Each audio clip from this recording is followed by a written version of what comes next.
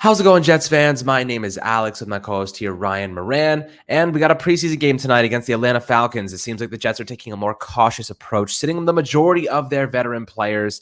Joe Flacco, obviously not going to be starting. They need him healthy for the regular season as Zach Wilson continues his progress and recovery from the injury scare in his knee. But seems to be he'll be just fine. He'll be back after a couple weeks. But for the meantime, Joe Flacco will be getting the starts and most of the reps as the QB1. With Mike White apparently right behind him. So this will be an interesting game to get a look at some of the depth on this roster. Of course, we have the 53-man roster cuts coming up very, very soon. And we want to see as much as we possibly can about some of these fringe guys. We're going to discuss a couple that we want to keep an eye on tonight. But Ryan, before we dive into these 5 individual players to keep an eye on, how you do today, my friend? I'm doing great, Alex. Definitely, like you said, a week from tomorrow, we're down to 53. So second preseason game, spotlight for a lot of these guys playing on Monday night. Final game of week 2 of the preseason. It's a great opportunity. And obviously, like you said, the inclement weather really combined with what happened with Zach in the first preseason game. Obviously, Robert Saleh, as I think most Jet fans anticipated, opted to, play it safe and not put, you've seen Joe Flacco, Carl Lawson, Elijah Moore, Corey Davis. I'm sure most of the starters, especially guys with, a year of experience at least under their belt, not going to go in this one. And to me, it's going to be fun to really watch a lot of these, roster hopefuls, guys on the fringe, like you said, the bubble of this final 53, really go out and prove themselves. I think in a lot of position groups, there's a lot of spots up for grabs, as there are with most NFL teams. The final couple of spots at every position, I was going over it this morning. There's at least 2 or 3 guys fighting for, a spot or 2 at each position. So definitely a lot to look forward to, and, excited to highlight a couple of players in particular here today. Yeah, and the first one we want to discuss is Lawrence Cager, who kind of is that receiving tight end. He's a big guy. Definitely a pretty interesting player here. He had a pretty good summer, has had a solid training camp, really making some waves. And this is an opportunity for him to really showcase his talents, right? Last week, he ended up with 2 receptions for 40 yards on 2 targets. So he caught both of the passes that went his way, a long of 29. So definitely got involved in the receiving game after the Zach Wilson injury. But, Lawrence Cager can definitely be used as maybe a jumbo slot type of guy. He's transitioning from the wide receiver position, I believe. So, you're looking at a guy who has very good capabilities in that facet, may not be the most efficient blocker, but definitely can offer you a pretty good outlet if in the receiving game and a nice little check down option. If they want to go with that route. But Lawrence Cager, definitely someone making an impression early on the offensive side. What are the chances you think he makes his roster? And what are you expecting to see from him tonight? It's a great question because personally, I think his chances of making the final 53 are just increasing by the day. It really started in the offseason program. You heard some good buzz, and you obviously know a lot of his athletic traits, speed, natural receiving ability for a tight end was all going to be there. And I think, like you said, in that first preseason game, he was the leading receiver for the Jets. And I think you saw a lot of those attributes just in space, what this guy can do. He's pretty fast. And look, we all know Tyler Conklin, CJ Uzama, Jeremy Ruckert are 3 locks that you can really feel good about for this revamped position. But I think somebody like Cager, another strong showing tonight, I think he's made the most of his opportunities in camp. He's really going to vie for a roster spot and, put, Joe Douglas and Robert Saleh in a position to where they might have to keep a 4th tight end when all is said and done. Yeah, which would be very interesting because you do have a really strong tight end group with Jeremy Ruckert, Tyler Conklin, and CJ Uzoma. Yeah. So you have some pretty good players there. And then behind him, another player that I really want to keep an eye on, and he's been making waves this summer, is Donovan Knight, running back, UDFA.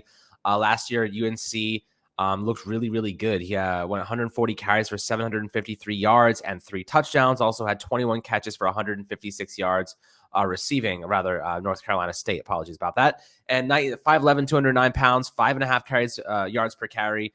Definitely has some pretty solid, value to this team. The Jets have a lot of running backs in terms of Breece Hall. You got Michael Carter, Michael Perrine, and I don't think he's probably going to make this roster. But this is a guy who probably pushes that last spot. Maybe he gets on there. Got Tevin Coleman too. Maybe he's the 4th running back. Finished with 6 carries and 13 yards last week. So nothing crazy, but did have the only touchdown out of the running back. So that is something to note as well. When you're looking at Donovan Knight, the summer that he's had some really nice runs, exposing gaps, taking advantage when his name's been called. This is a guy who's making a strong push, and I think that he would probably be a decent backup as that RB4.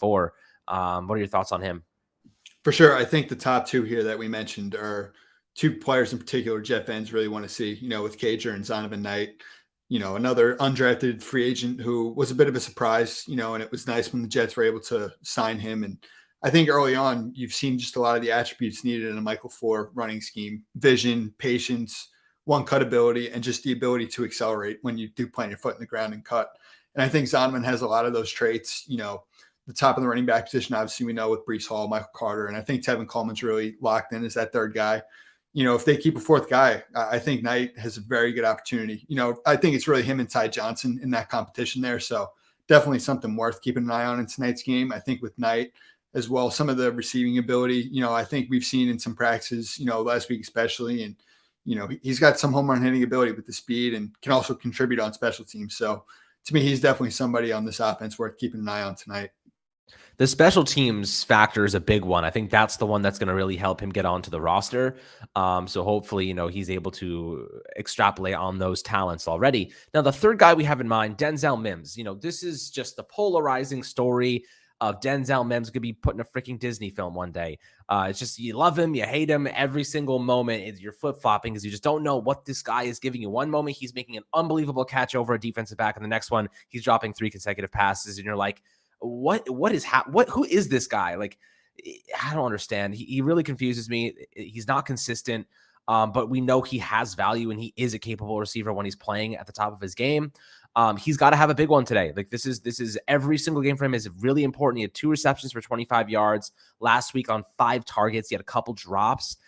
This has got to be a better game. If he shits the bed, sorry for my language, if he shits the bed, he's gone, in my opinion. They're going to probably try to find a way to get him off the roster because I don't think they can trust him. Jeff Smith seems to be locked in. There have been guys that have performed a little bit better.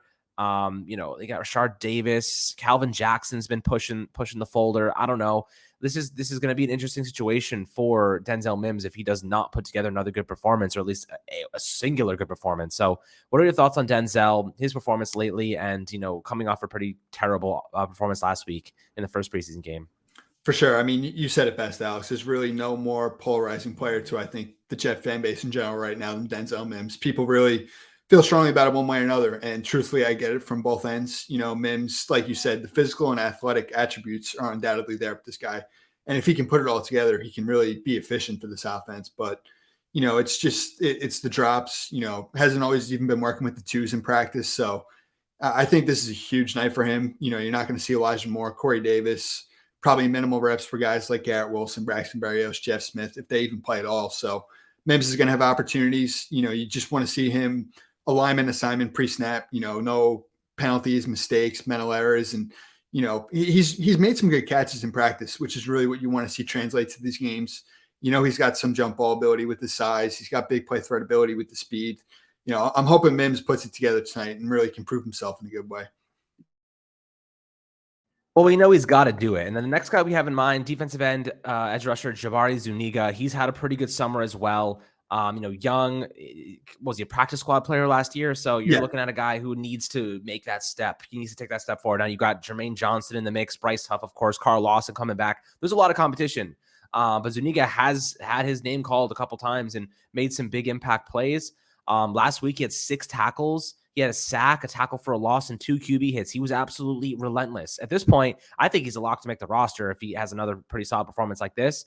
What are your expectations for Jabari Zuniga and the impact he can make as a third-year player here, I believe? Yes, third-round player, third-round pick in 2020. And you said it. He was obviously on the practice squad last year. And even with the depth that's been added, I mean, they accumulated so much edge talent this offseason. And Zuniga, surprisingly out of nowhere, has just proven himself. And I agree with you. I think he is, as of right now, on the final 53, a guy with some versatility. He was always a bit raw, as a prospect and needed time to really season and develop as a player. And, you're really seeing him this summer come into his own. He's been active in practices. Obviously, like you said, had a sack in the preseason game last week. And him and I think this final player we're going to mention here, are 2 guys really, boosting their stock by the day.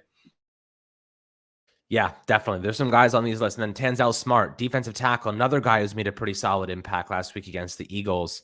He finished with 6 tackles as well, with 2 tackles for loss, 2 sacks, and 3 quarterback hits. So these young guys, they're coming in and making an impact. And I'll tell you what, some cool names to go with it. Jabari Zuniga and Tanzel Smart. I just want them to succeed because they're cool ass names. But, impact players on the defensive side. This is what the Jets are kind of building around right now. That Robert Saleh defense, what he did with the 49ers, aggressive attack mode, stopping the run. You're going to see that in this team this year. Like that, they made improvements to help that interior.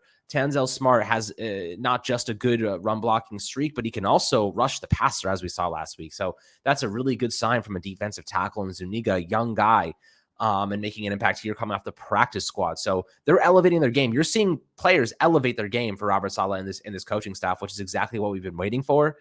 So I'm pretty excited about Tanzel Smart as well. What are your thoughts on him? For sure. I think, can the, preseason dominance of Tanzel Smart continue tonight? I mean, last summer, earned a spot on the practice squad and really could have been on the final 53, in 2021 with the strong showing he had in the preseason, and it picked up right where he left off last week. I mean, with 2 sacks, was very active up front.